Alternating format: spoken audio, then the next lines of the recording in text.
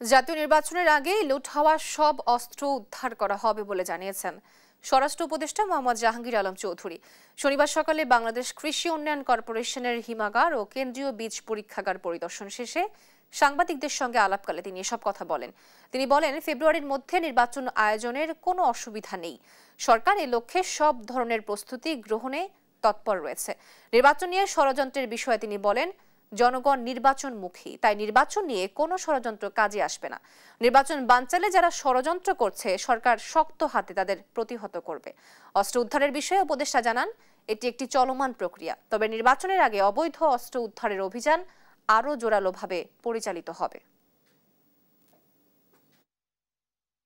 আমাদের ক্ষেত্রে নির্বাচনের প্রস্তুতি যেভাবে নেওয়া দরকার আমরা ওভাবে প্রস্তুতি নিচ্ছি। আল্লাহ দিলে ফেব্রুয়ারি মাসে নির্বাচন করতে আমাদের কোনো ধরনের অসুবিধা হবে না।